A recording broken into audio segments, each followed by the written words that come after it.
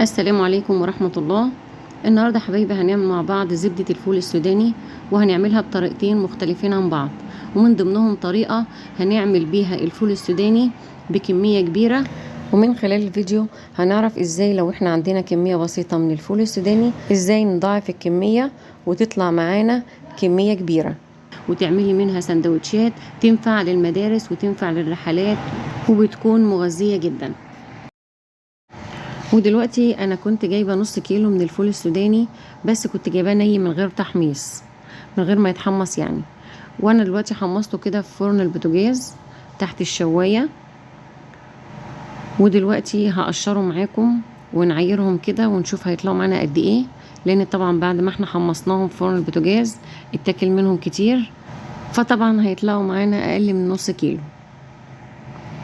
ودلوقتي بعد ما قشرتهم طلعوا معايا كوبايتين 2. هعمل ايه دلوقتي؟ هجيب بقى المطحنة بتاعة الخلاط، المطحنة اللي هي الصغيرة اللي بتيجي مع الخلاط، وهطحن فيها شوية الفول السوداني اللي موجودين قدامنا دول. وبعد كده ندور الخلاط وتقعدي بقى تطحني فيهم كده لحد ما تبصي تلاقي الفول السوداني قدامك كده طلع الزيوت بتاعته وبقى بيلمع كده قدامك، وهتبصي تلاقي الزيوت بتاعته نطرت كمان على الغطا بتاع المطحنة. يعني كل ما تنعمي فيه اكتر كل ما بيطلع زيوت اكتر. وبعد ما طحنا اول كوباية كده بنضيف عليها ذرة بسيطة كده على حرف المعلقة من الملح، وبعد كده معلقة كبيرة من الزيت ومعلقة كبيرة من العسل، وبعدين بقفل المطحنة تاني واديهم خبطة كده عشان يتقلبوا مع بعض. ودي كده تعتبر اول طريقة لعمل زبدة الفول السوداني. وطبعا بنعمل الكوباية التانية بنفس الخطوات اللي عملناها دلوقتي. ويا ريت يا جماعة اللي وصل معنا لحد هنا ما ينساش يدعمنا باللايك.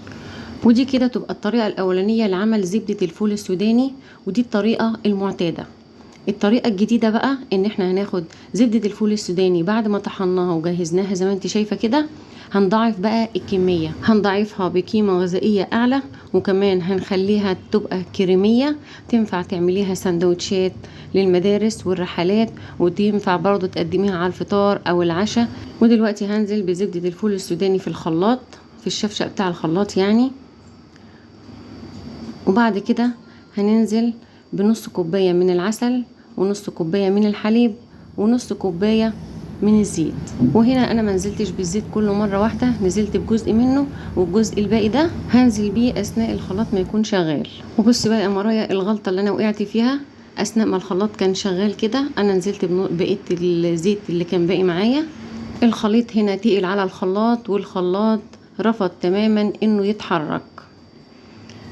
ليه بقى؟ لان انا نسيت اضيف نص كوباية الحليب، فبالتالي انا قلبتهم بقى كده في بولة، وجبت مضرب الكهرباء ونزلت بنص كوباية الحليب، وحبيت ان انا افكه الاول، وبعدين رجعت حطيته تاني في الخلاط لحد ما نعم ووصل للدرجة اللي انتوا شايفينها قدامكم دي. فعشان ما نقعش في نفس الغلطة اللي انا وقعت فيها، يبقى احنا في الاول ننزل بالحليب وبعد كده العسل، والزيت بيبقى اخر حاجة خالص عشان ما يتقلش منك على الخلاط ويحصل نفس المشكلة اللي انا وقعت فيها.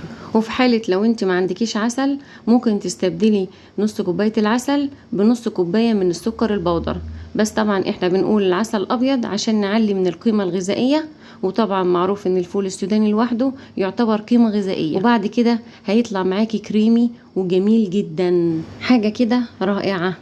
سندوتشات بطعم جديد بتمد الجسم بالطاقة، وكمان منشط للذاكرة. ومن كوبايتين 2 من الفول السوداني عملنا ما شاء الله زبدة الفول السوداني كمية كبيرة تقدري تحتفظي بيها في التلاجة، وكمان القوام بتاعها بيتقل اكتر. ويا رب نكون استفدنا بالفيديو بتاع النهاردة، واشوفكم على خير الفيديو الجاي.